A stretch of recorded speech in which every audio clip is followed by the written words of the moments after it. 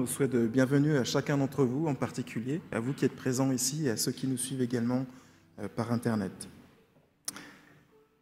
Lance une joyeuse clameur vers l'Éternel. Collonges, terre entière. Servez l'Éternel avec joie. Venez avec des acclamations en sa présence. Reconnaissez que l'Éternel est Dieu. C'est lui qui nous a fait, nous sommes à lui. Son peuple est le troupeau de son pâturage. Entrez dans ses portes avec reconnaissance, dans ses parvis avec la louange.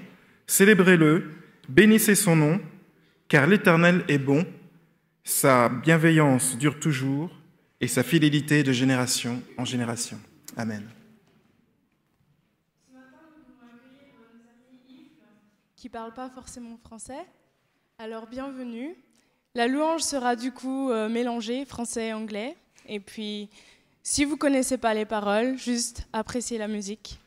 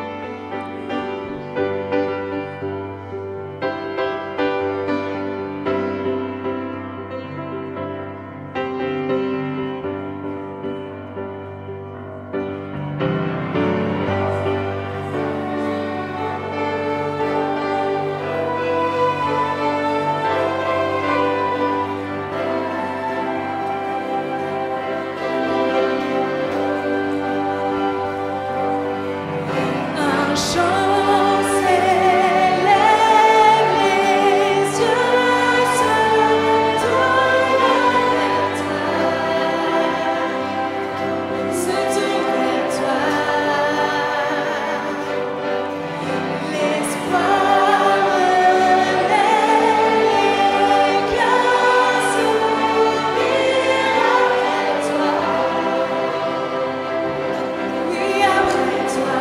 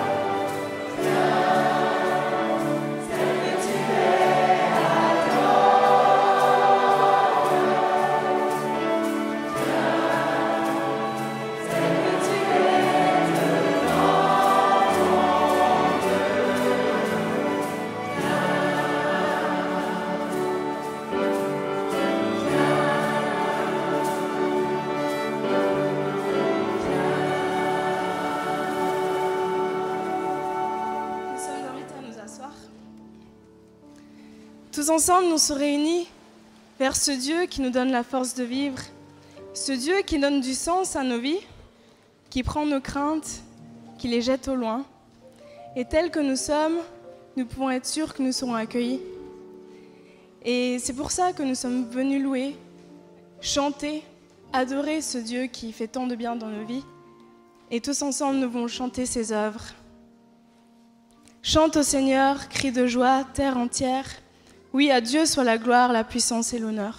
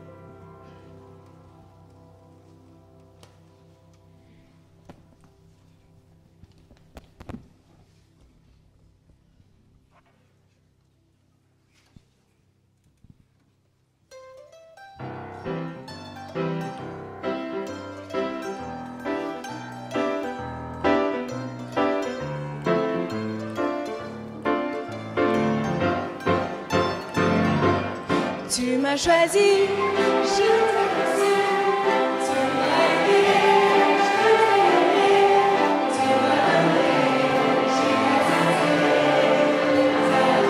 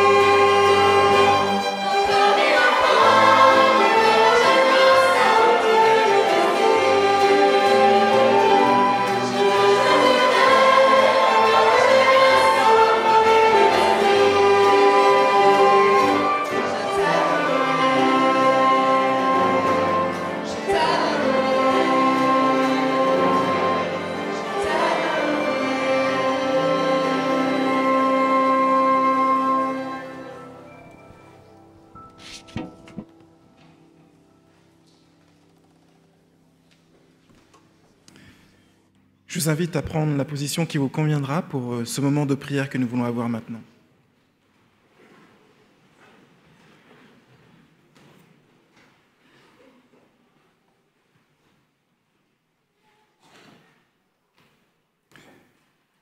Oui, Seigneur notre Père, aujourd'hui encore, nous voulons te choisir, encore et encore. Te choisir parce que tu nous as aimés déjà avant que nous soyons sur cette terre, parce que tu nous as sauvés et tu nous sauves encore. Merci pour tout ce que tu as fait pour nous et aide-nous à comprendre encore plus profondément ce sacrifice et aide-nous à nous donner encore pour toi, pour les autres, afin que ton nom soit glorifié. C'est notre prière, Père, pour notre assemblée et pour tous ceux qui sont auprès ou au loin. Au nom de Jésus et pour ta gloire. Amen.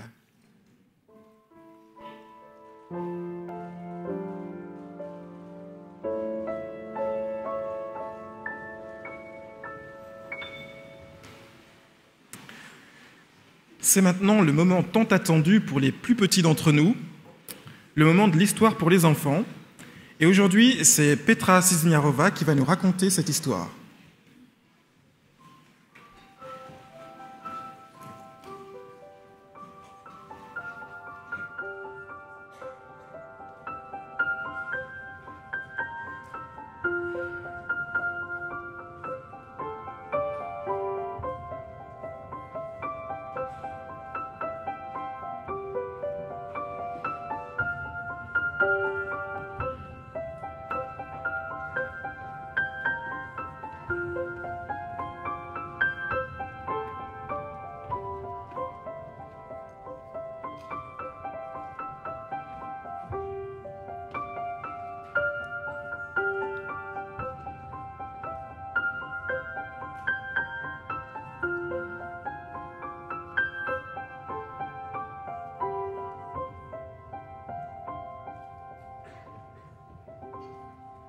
Bonjour les enfants.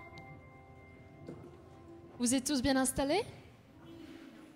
Alors ça me fait très plaisir de vous voir ici aujourd'hui sur l'estrade.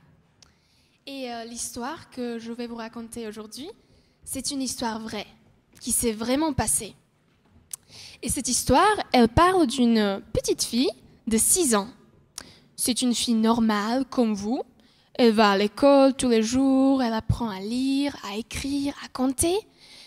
Et comme sa maison n'est pas très loin de son école, chaque midi, elle rentre toute seule à pied chez elle. Et avant de rentrer chez elle, elle doit d'abord passer par une énorme porte. C'est une grande porte très ancienne. Elle est très lourde. Elle est faite du fer et du bois. Et c'est super difficile pour l'ouvrir. Et donc, à chaque fois, quand elle est là devant la porte, elle met sa main dans sa poche, elle sort sa clé, elle la met dans la serrure, elle ouvre et elle rentre.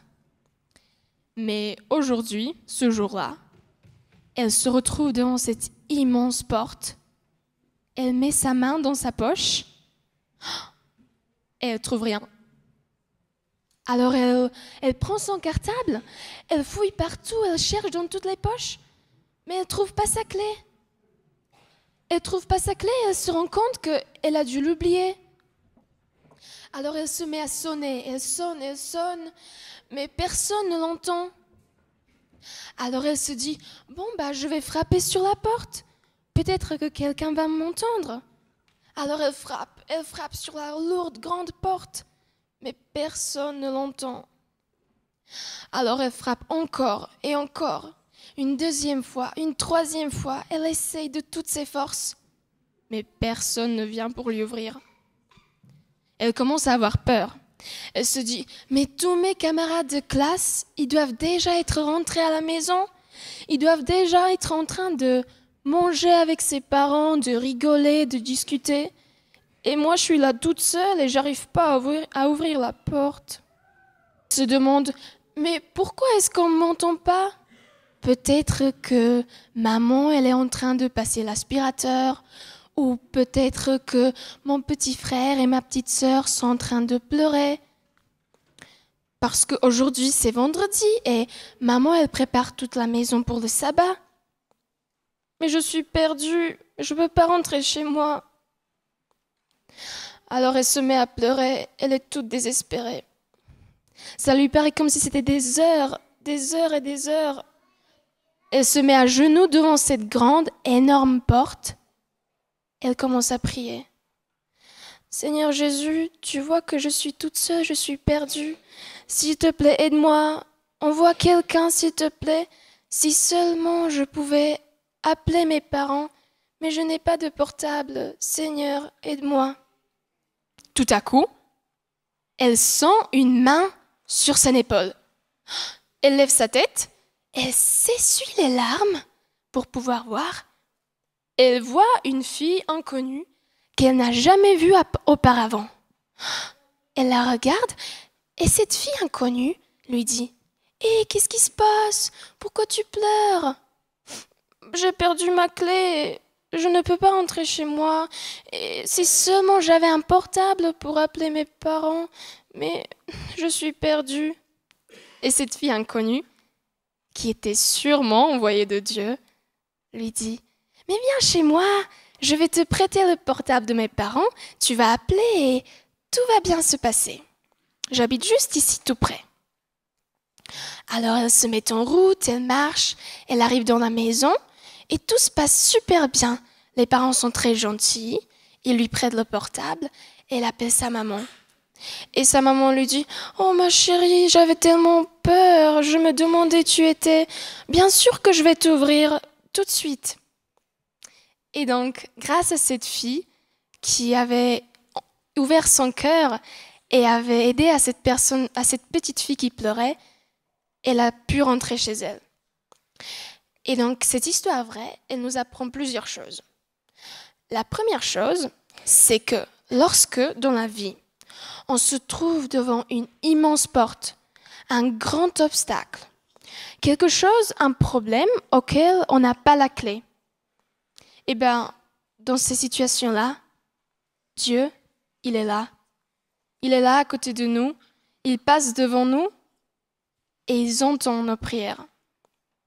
Et la deuxième chose, qui est peut-être encore plus importante pour nous aujourd'hui, c'est que pour que Dieu puisse répondre aux prières des autres, il a besoin de nous. On n'a pas besoin d'être des adultes pour ouvrir notre cœur à Dieu et pour ouvrir nos yeux. On peut juste le demander de nous aider à voir celui qui a besoin d'aide et pour écouter son appel dans son cœur. Parce que Jésus, il a une mission et une vision pour chacun de nous. Il suffit d'ouvrir nos cœurs pour être utile et servir notre bon grand Dieu. Et je vais vous dire encore un secret, mais vous me promettez de dire à personne. Ok? Vous me promettez? Eh bien, la fille de cette histoire, celle qui a pleuré, celle qui a prié, eh bien, c'était moi. Et c'est une histoire qui m'est arrivée quand j'avais 6 ans, comme vous. Et Dieu a écouté ma prière et cette fille inconnue que je n'ai jamais vue avant et que je n'ai jamais vue après, elle a ouvert son cœur, elle a écouté son appel et elle m'a aidée. Mais, chut, ça reste entre nous, hein? Bon, ça va.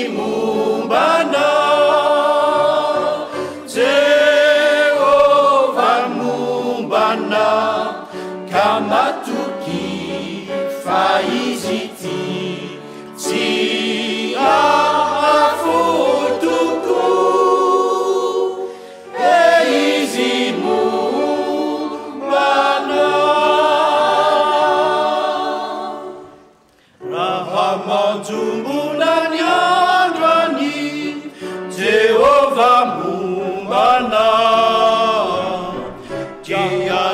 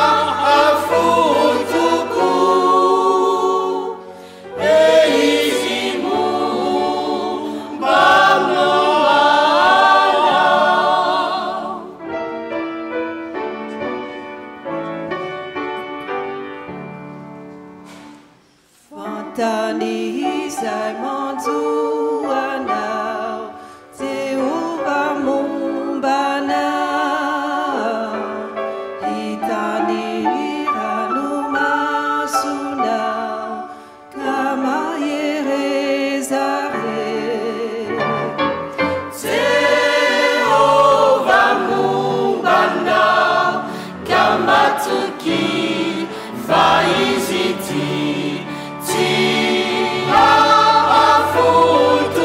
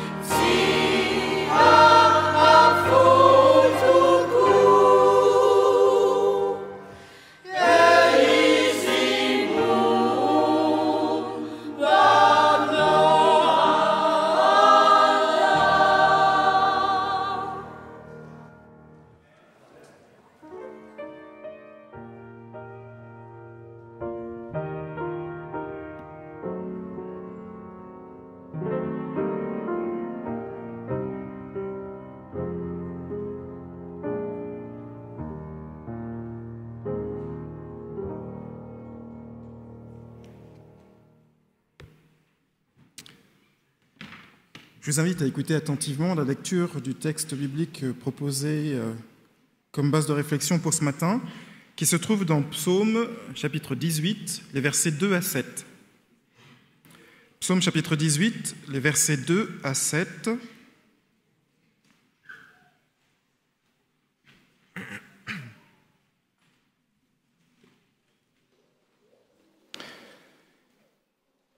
Il dit : « Je t'aime, Éternel, ma force. Éternel, mon roc, ma forteresse, mon libérateur. Mon Dieu, mon rocher où je me réfugie. Mon bouclier, la force qui me sauve, ma haute retraite. Je m'écrie : Loué soit l'Éternel, et je suis sauvé de mes ennemis. Les liens de la mort m'avaient enserré, et les torrents de la destruction m'avaient épouvanté. Les liens du séjour des morts m'avaient entouré. Les filets de la mort étaient devant moi. Dans ma détresse, j'invoque l'Éternel, je crie à mon Dieu. De son palais, il entend ma voix, et mon cri vers lui parvient à ses oreilles. Pour cette nouvelle année qui commence, qui redémarre, ce matin, c'est notre directeur, le directeur du campus, Ralph Wegner, qui va nous introduire et nous présenter le message de la part de Dieu. Je lui laisse la place.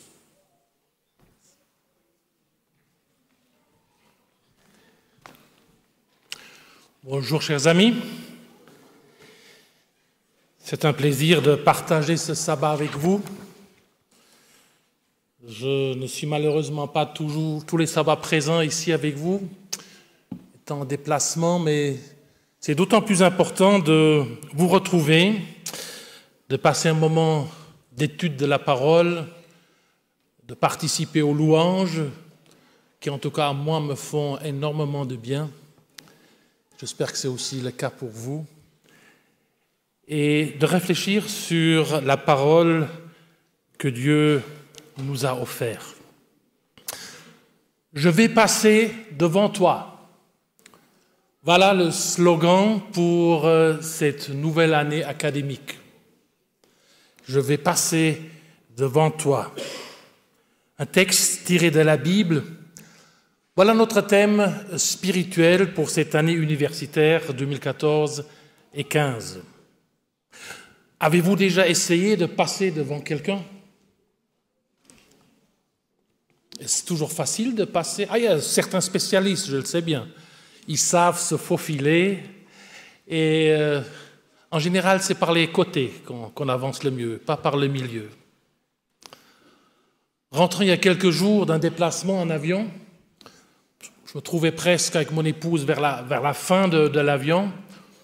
Et tout d'un coup, une dame qui dit « Laissez-moi passer, laissez-moi passer ». Puis tout le monde se demandait ce qui t'arrivait. « Je dois passer devant, je dois passer devant ».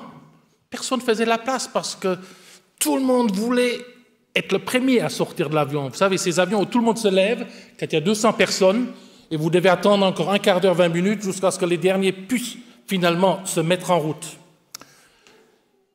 Et personne ne voulait laisser cette dame parce qu'on croyait qu'elle voulait juste sortir la première de l'avion. Et tout d'un coup, elle a dit « Laissez-moi passer, sinon je vais manquer ma correspondance. » Hop, et tout d'un coup, tout le monde s'est mis de côté. Ils l'ont laissé passer. Ils lui donnaient la priorité. Il y avait une importance, une certaine importance pour cette personne. Pourquoi prendre cette parole, je vais passer devant toi. Qui parle ainsi? C'est Dieu qui parle ainsi. Je vais passer devant toi. Pourquoi? Pourquoi Dieu doit-il passer devant nous? Est-ce que nous ne nous débrouillons pas assez bien tout seuls? Est-ce qu'on a besoin que ce Dieu soit devant nous? Je crois que Dieu, ça lui importe peu d'être devant ou derrière, de côté. Mais il y a une pédagogie dans cette démarche. Il souhaite que nous puissions construire une relation avec lui. Et je pense que notre présence ce matin exprime un petit peu cette envie de construire une relation avec lui. Pour mieux comprendre peut-être cette démarche de dialogue, de relation. Je voudrais partager une histoire avec vous, une histoire vraie. On raconte que l'empereur Frédéric II s'était posé la question suivante. Quelle langue parlent les enfants lorsqu'ils viennent au monde? Quelle est la langue d'origine de tous les êtres humains? Et il a demandé à observer lui-même ce qui se passait lorsque un enfant était né. Et une chronique de 1268 nous rappelle qu'il a donné l'ordre aux puéricultrices, aux infirmières, de s'occuper d'un certain nombre d'enfants, de leur donner à manger, de les laver, de les soigner, mais de ne pas apporter de l'affection ni de leur parler. Et finalement, disait-il, Frédéric II, je vais savoir si ces enfants parlent l'hébreu, le latin, l'arabe, peut-être le français. Et voilà, cette expérience fut vaine, car tous les bébés observés moururent. Tous ces enfants n'ont pas réalisé que la vie, enfin, c'est pas qu'ils n'ont pas réalisé, mais ce n'était pas suffisant d'avoir à manger, d'être soigné, sans dialoguer, sans recevoir de l'affection. Je crois qu'il en est de même pour nous. Il en est pour nos enfants. Nous ne pouvons pas éduquer un enfant sans lui donner de l'affection, sans lui parler. Nous n'allons pas construire ainsi une relation.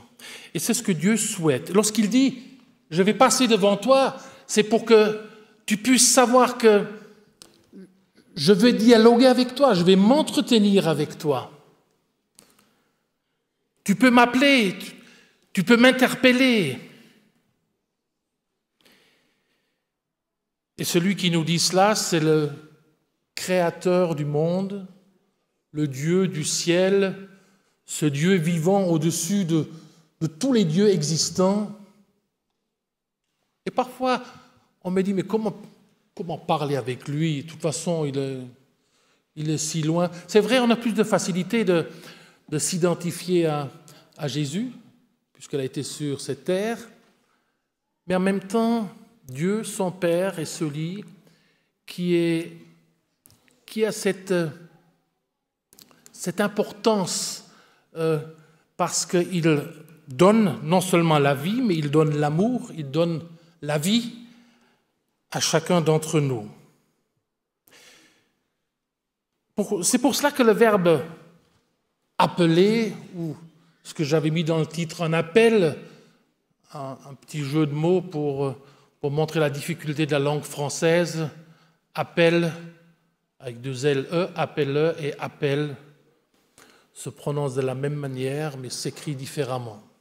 Bon courage à tous nos ifles, effectivement, pour la langue française, où parfois on dit la moitié du mot et on écrit encore le reste qui suivra.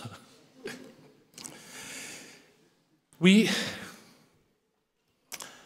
appel ou appeler. Ce qui est surprenant, et nous en avons parlé ce matin, en tout cas dans notre classe d'école de sabbat, c'est que la première fois que Dieu appelle l'être humain, c'est au Jardin d'Éden. Après le péché, Dieu dit « Où es-tu ? Où es-tu » Ce Dieu qui est au-dessus des problèmes, qui est au-dessus de tout souci, mais qui n'est pas en dehors de nos questionnements et de nos soucis, est toujours là. Et il a toujours appelé des humains et il a toujours accepté qu'on l'appelle, effectivement. Hier soir, on nous a déjà parlé aussi de quelqu'un qui a été appelé, qui n'a pas suivi, le jeune homme riche.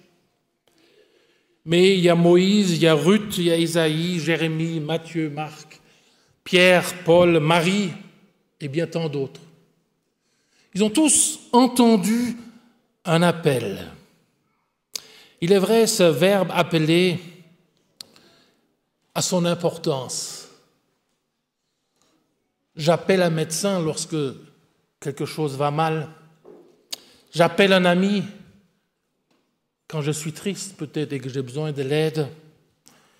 Je peux appeler les pompiers quand il y a le feu dans la maison. J'appelle à l'aide. Cependant, quand est-ce que nous avons appelé la dernière fois Dieu? Quand est-ce que réellement vous avez dit « Dieu, j'ai besoin de toi. Dieu, je n'en peux plus. » Nous n'en parlons pas de ces moments-là, parce qu'effectivement, nous sommes tous des gens bien, des gens parfaits, des gens sans problème et sans souci. Il me semble parfois que nous avons presque honte de dire « j'ai demandé à Dieu de l'aide ». Et pourtant, je crois qu'il n'attend que cela. Il attend que nous puissions lui dire « passe devant ». Passe devant, oui, je te laisse passer devant. Tu peux m'appeler, interpeller, tu peux me questionner.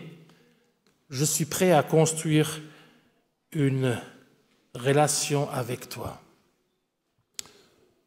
Le nom appel, effectivement, il est utilisé aujourd'hui d'une étrange manière. Souvent, on parle d'appel de phare, d'appel de fond, appel d'offres, appel d'air, une publicité d'appel, mais d'interpeller quelqu'un pour dire « est-ce que tu as appelé Dieu ?» cela est plus difficile. Je crois qu'aujourd'hui, nous parlons plus souvent de transfert d'appel. Nous parlons aussi de bloquer un appel. Nous parlons aussi d'un appel silencieux. Ça vibre alors un petit peu. Si on est sensible, on le sent. Si on est moins sensible, on ne le sent même pas. Il faut bien le régler. Un appel, est-ce que lorsque Dieu nous appelle, nous vibrons encore? Est-ce que l'appel de Dieu est inexistant encore aujourd'hui? Je ne le crois pas. Parce que sinon, vous ne serez pas ici. Et je pense que chaque chrétien, à un moment, a répondu à un appel de Dieu.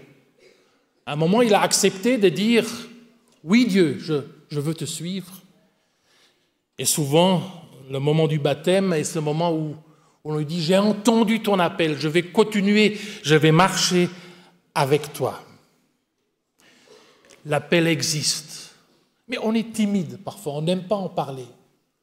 Quelqu'un m'a dit une fois, mais lorsque j'entends des gens qui parlent que Dieu les a appelés, ça me dérange. Moi, je n'ai pas eu mon Damas. Oui, il y a des gens dans la vie, ils vivent des expériences fortes, et d'autres des moins fortes.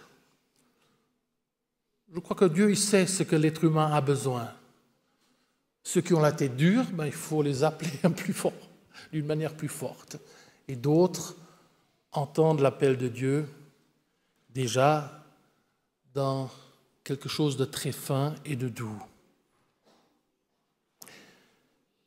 Parlez de l'appel de Dieu. Parlez autour de nous que nous avons appelé Dieu. J'avais besoin de lui. Peut-être avons-nous un défaut parfois. Nous appelons Dieu seulement quand ça va mal. Je crois qu'il est bon de l'appeler jour après jour, de l'interpeller, de lui confirmer que tu peux passer devant. Je vais dialoguer avec toi.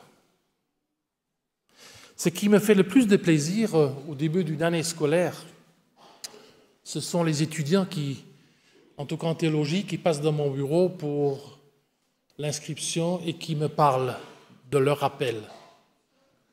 Il y en a des belles histoires. Pourquoi quelqu'un a quitté son travail, son épouse?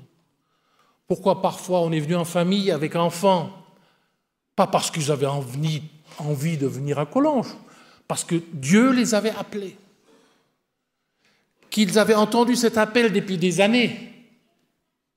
Et là, maintenant, ils étaient là, malgré les difficultés, malgré les problèmes. Et lorsque on vient pendant 5 années pour l'inscription dans mon bureau, je demande toujours si l'appel est toujours vivant. Parce qu'on s'habitue aussi à Collonges, aux études. Beaucoup me disent, oui, il est toujours là, mais c'est plus la même chose. C'est plus la même chose parfois. Et je leur dis toujours, écoutez, cet appel de Dieu, ne l'oubliez jamais. Et un ami qui a passé aussi dans mon bureau, un ami tahitien, m'a dit, écoute Ralph, il faut soigner l'appel de Dieu. Oui, c'est ça. Il faut soigner cet appel. Il ne faut pas le cacher, il faut le faire revivre. Il faut qu'il ait une priorité dans notre vie. Quand avons-nous parlé la dernière fois de l'appel de Dieu? Quand avons-nous parlé la dernière fois aux autres de notre relation que nous avons avec Dieu? Nous aimons citer ou dire les 28 croyances adventistes, nous aimons évoquer des textes bibliques, des citations de Madame White, tout ça est parfait et je n'ai rien contre tout cela. Mais finalement, les personnes qui nous côtoient et qui peut-être ne connaissent pas Dieu ou peu Dieu, ils préfèrent peut-être savoir, mais ton Dieu, il est quoi pour toi? Comment tu vis avec lui? Quelle priorité il a? Pourquoi tu arrives malgré les déceptions à être joyeux? Parce que j'ai de l'espérance, m'a répondu quelqu'un. C'est vrai, on ne peut pas toujours sourire et toujours montrer qu'on est heureux. Mais est-ce que cette relation avec notre Dieu, est-ce que tu as la piété, tu passes devant, est-ce que ça a un impact dans notre vie ou pas? Je vais passer devant toi. Les appels sont nombreux et variés. Et je pense que la Bible est remplie d'appels, bien dans des situations déterminées. Parfois, le Seigneur se manifeste aussi, pas uniquement en parole, mais par des gestes parfois difficiles à comprendre. J'ai relevé que Gédéon a été brûlé par un bout de bois. Dieu a dit, je vais prendre le bout de bois, pas pour te brûler, mais pour brûler l'offrande que tu vas offrir. Et tu vas voir que je suis le Dieu. Ésaïe a été touché, effectivement. Et il est intéressant de voir l'histoire d'Ésaïe. Et pour ceux qui ont la Bible, je vous invite à ouvrir Ésaïe au chapitre 6.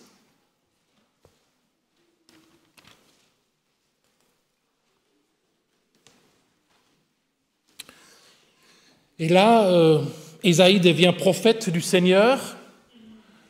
Et lorsque Dieu l'appelle, la première chose qu'il dit à Dieu, « Quel malheur pour moi !» Verset 5.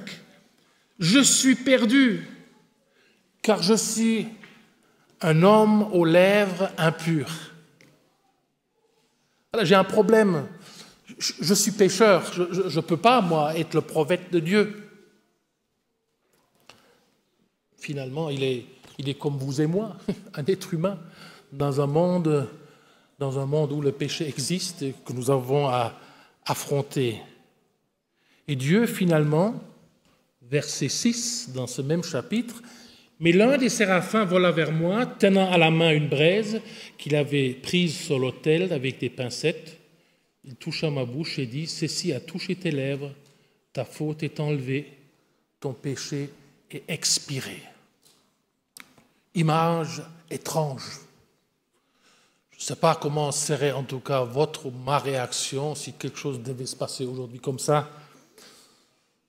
Lors d'un barbecue que vous faites dans votre jardin, il y a de la braise et tout d'un coup, un ange vient dire « je vais te purifier ». Mais une image pour montrer que Dieu, lorsque effectivement il appelle, il gère après. lorsque Dieu appelle, pour ceux qui étaient présents à la clôture de l'année scolaire passée, John Gratz a dit, si Dieu vous appelle, il vous équipe. C'est ce qu'il fait ici. Il équipe la personne, il nous équipe. Il est vrai. Et c'est ainsi que ce Dieu est là. Et dans les psaumes, bien des versets sont là pour nous montrer que, et c'est surtout David qui est dans cette situation-là, où Dieu dit à David dans le psaume 50, « Quand tu criais sur l'oppression, j'étais sauvé. Je répondais. J'étais là. Quand tu criais, j'étais là. J'ai répondu. » Est-ce que nous avons peur de crier? Est-ce que nous n'osons pas? Dans quel état sommes-nous quand quelque chose ne va pas? Quand quelque chose nous bouleverse? Nous avons envie de crier. Et Dieu nous fait comprendre que criez à moi. Exprimez ce qui est en vous, ce qui ne va pas. Dites-le moi. Dites-le moi. Oui, il arrive aussi que l'appelé refuse l'appel de Dieu. On a évoqué hier, je l'ai déjà dit, le jeune homme riche. On a eu Jonas, qui a aussi pas tout de suite compris, il a compris plus tard.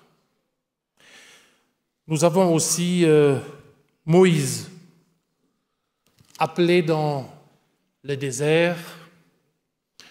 Il fait comprendre à Dieu que lui, non. Lui, aller voir le Pharaon, c'est pas possible. Ça fait des années que je suis avec les moutons, je ne peux plus parler. Je ne parle même pas aux moutons, donc. Voilà, je suis là dans ma solitude. Et Dieu lui dit, il n'y a aucun problème. Ton frère Aaron sera à tes côtés. Et Dieu lui dit, ce qui est le plus fort dans Exode 3:12, je serai avec toi. Alors que faisons-nous avec « je serai avec toi » ? Est-ce que nous le prenons à cœur ? Est-ce que nous préférons bricoler nous-mêmes dans notre vie ou est-ce que nous sommes prêts à dire oui ? Oui, j'accepte que tu sois à mes côtés. Mais il y a des appels qui étaient aussi entendus. Le plus beau, pour moi, c'est celui de Marie, qui, effectivement, fiancée à Joseph, devient enceinte, situation pas très idéale, lorsqu'on n'est pas marié, d'avoir un enfant.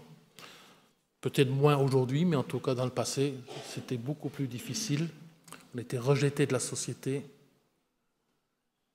Et Dieu lui explique ce qui va se passer, ce qu'elle ira faire, où elle ira voir sa cousine et Jean-Baptiste naîtra, elle aura après ce sauveur-là qu'elle portera dans son ventre. La réponse dans Luc 1,38, c'est « Voici la servante du Seigneur, que tout se passe pour moi selon ta parole. »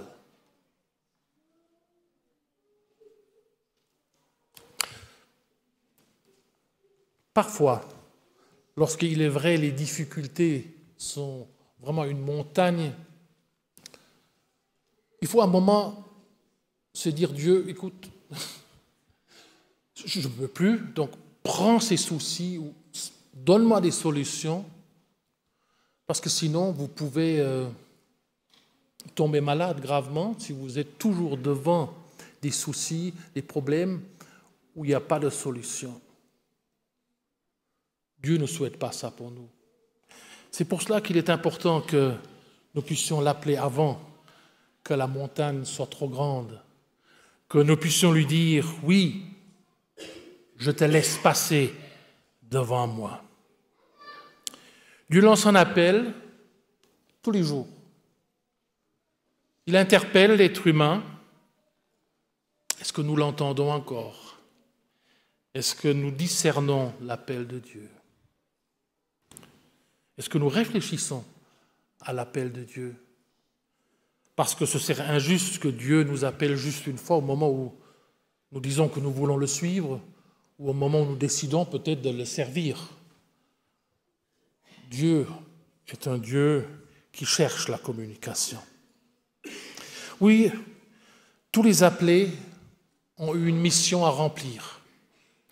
Tous les appelés devaient voir des personnes s'engager, voir des peuples, voir des rois et des princes, des pharaons, oui, voir les nations païennes pour leur annoncer le message. Et aujourd'hui aussi, je crois que nous, les appelés, nous avons une mission, celle de vivre d'abord dans un monde qui n'est pas toujours facile, mais en même temps de transmettre que dans ma vie, Dieu est devant et que malgré tout, je fais référence à lui. Je vais marcher avec lui. Et souvent, nous trouvons cette question, mais qui enverrai-je? L'Ancien Testament est rempli. Dieu pose cette question à son peuple, pose cette question aux prophètes. Une des très belles réponses est celle d'Ésaïe dans le chapitre 6 au verset 8. Nous avons lu avant le verset 7 où il est dit « Qui enverrai-je » Dieu pose cette question. « Qui sera notre messager ?» Et Ésaïe répond « Moi, je serai ton messager, envoie-moi. » En conclusion, il faut peut-être retenir que nous appelons Dieu, que nous soyons des appelés, ça ne fait aucune différence. Dieu t'appelle, tu peux appeler Dieu. Il t'appelle, il t'interpelle. Et j'ai envie de dire aujourd'hui, ne sois pas timide. Accepte ce dialogue qu'il veut créer. Et il y a autre chose peut-être qu'il faut réaliser. Et écoutons ce que nous pouvons lire dans le livre de Jérémie, au chapitre 29, et les versets 11 à 13.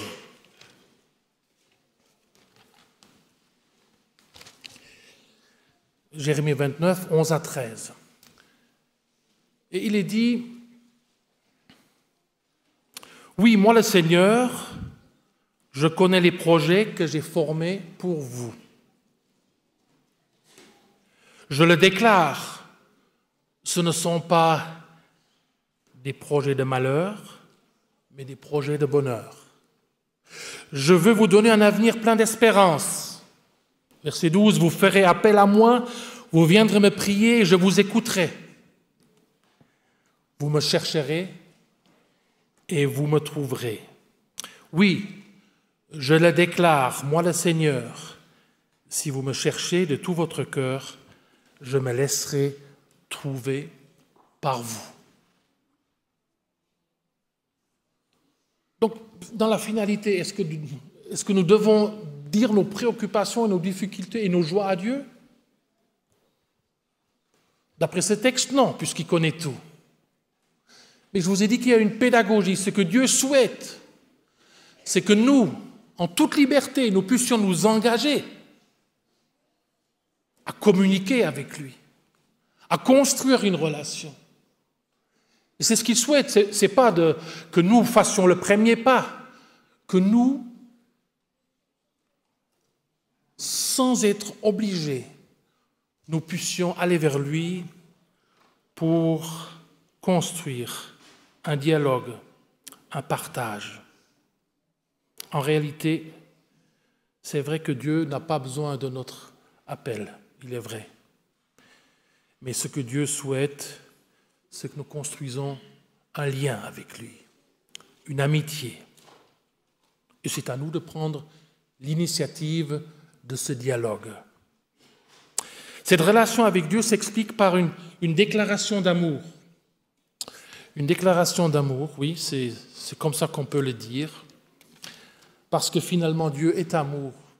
Et si Dieu cherche à passer devant, si Dieu cherche à être appelé, interpellé, s'il souhaite que nous puissions dialoguer avec lui, c'est parce qu'il nous aime. Et à un certain moment, si nous comprenons cet amour de Dieu, nous pouvons répondre comme David l'a fait dans ce cantique, cette prière, le psaume 18, que Édouard a lu en introduction. Et je voudrais y revenir à ce psaume 18. Voilà ce que dit David. Écoutons bien, en ayant peut-être dans l'esprit que s'il dit ça, c'est pour que nous puissions être des enfants de Dieu qui sont heureux avec ce Dieu, qui sont prêts à l'interpeller, qui sont prêts à s'entretenir avec Dieu.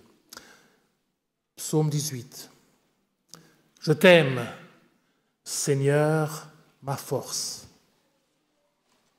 Le Seigneur est mon roc, ma forteresse, mon libérateur.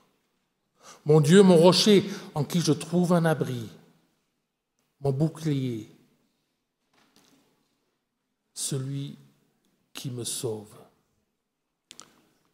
Voilà ce Dieu qui cherche à être compris et qui souhaite partager effectivement de l'affection, de l'amour avec chacun de nous.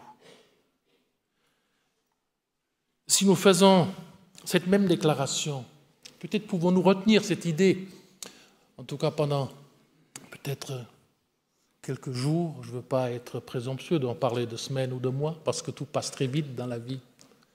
Mais de retenir cette idée que David nous a donnée, et que nous puissions peut-être dire avec plus d'insistance, je t'aime, Seigneur, je t'aime. Je ne comprends pas tout, je me rends compte que je suis faible, tu es ma force. Oui, tu es ce rocher solide sur lequel je peux construire, et je veux construire avec toi. Oui, tu me protèges, le texte dit, et tu me rends libre. Voilà ce Dieu. Aucune obligation, aucune contrainte. Si tu veux construire une relation, viens à moi. Oui, tu es mon bouclier, mon défenseur et mon sauveur. Je t'aime. Enfin, une relation existe. Amen.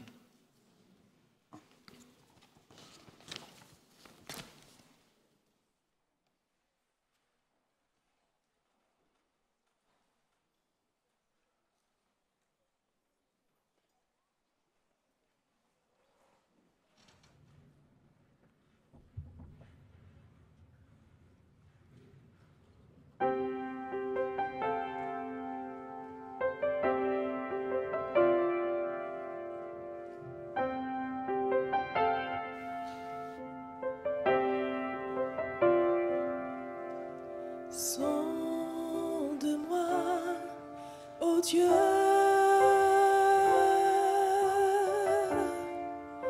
et connais mon cœur. Éprouve-moi, Seigneur,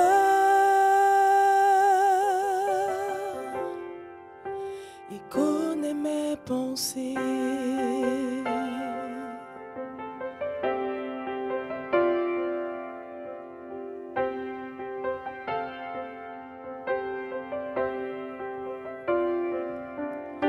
Sonde-moi, ô Dieu,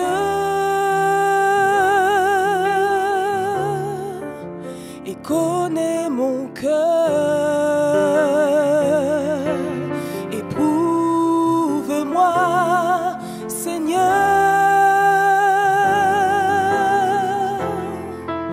et connais mes pensées. Regarde si je suis loin de toi.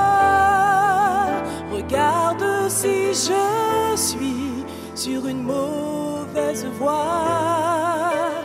Regarde si je suis loin de toi. Et conduis-moi dans toutes tes voies pour l'éternité.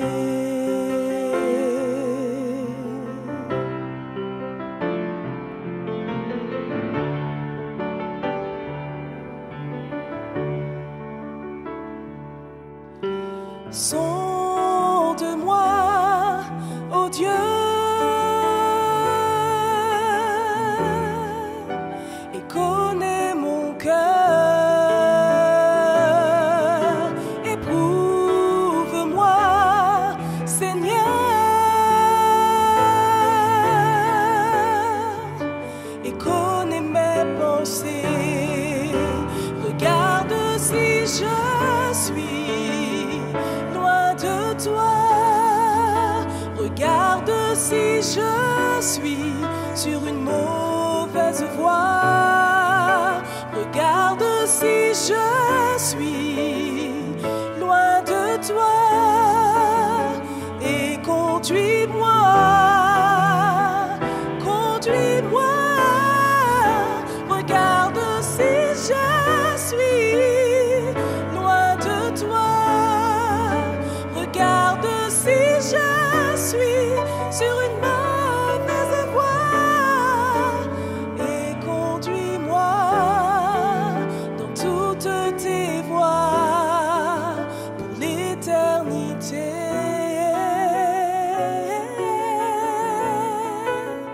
Et conduis-moi dans toutes tes voies pour l'éternité.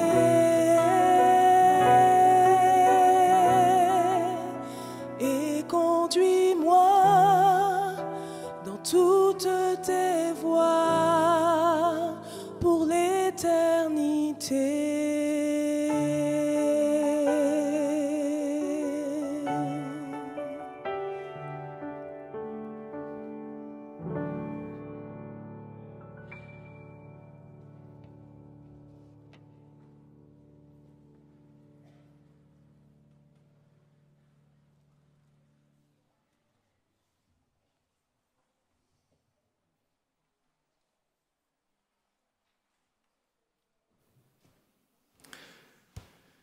Pour répondre à l'appel qui nous a été lancé, nous avons plusieurs possibilités. Nous engager personnellement, ou alors engager aussi nos finances. Et c'est ce que je vous propose de faire ce matin. Les diacres vont passer pour récolter vos dîmes et vos offrandes que vous avez préparées pour l'œuvre de Dieu.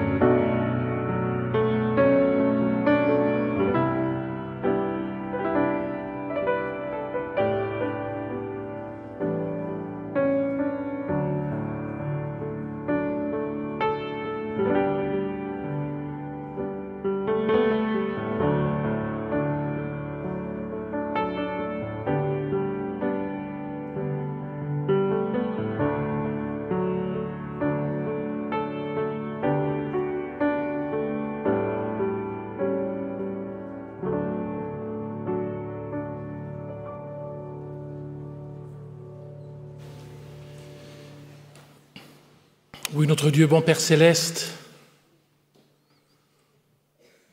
nous voulons te remercier parce que tu es un Dieu qui cherche le contact avec nous, mais tu nous laisses la liberté d'y répondre. Oui, tu souhaites que nous puissions accepter que tu passes devant nous, que nous puissions partager notre vie, les bons moments et les moins bons moments, bons moments aussi avec toi. Nous te demandons de nous rendre sensibles quand tu nous appelles, quand tu t'adresses à nous. Que tu puisses nous donner la force aussi d'accepter ce que tu nous dis et de nous aider à le mettre en pratique. Nous avons voulu y répondre en partie par notre présence d'aujourd'hui et aussi par les dons et les offrandes et les dîmes que nous avons apportés, Seigneur. Là aussi, nous te demandons ton aide pour bien gérer ces offrandes, Seigneur, afin que ces offrandes puissent servir là où vraiment les besoins existent et que nous puissions les gérer avec sagesse. Merci, Seigneur, parce que tu es un papa, tu es quelqu'un qui nous aime et tu nous tends la main et nous voulons la saisir. Au nom de Jésus. Amen. J'ai une petite confidence à vous faire. Vous tous devant nous, vous êtes assez impressionnants. Et puis, vous aurez sûrement remarqué, les sabbats, c'est souvent après à la fin du culte qu'on se lâche et puis qu'on laisse passer un peu des notes inhabituelles. Alors, ce matin, on aimerait que ce moment vienne un petit peu plus tôt dans le culte. Et puis, peut-être qu'on va vous surprendre, mais ne pensez pas qu'on est moins sérieux. C'est juste que quand l'appel est dit, il faut le dire fort.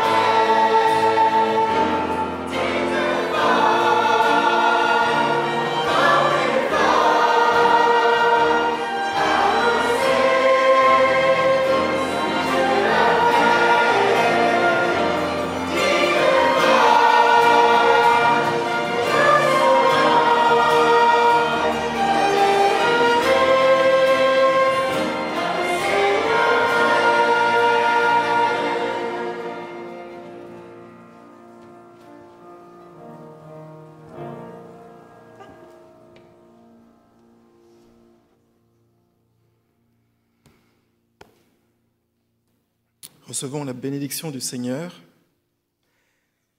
Que le Dieu de paix vous sanctifie lui-même tout entier, que votre être, l'esprit, l'âme et le corps soient conservés sans reproche à l'avènement de notre Seigneur Jésus-Christ. Celui qui vous a appelé est fidèle, et c'est lui qui le fera. Amen.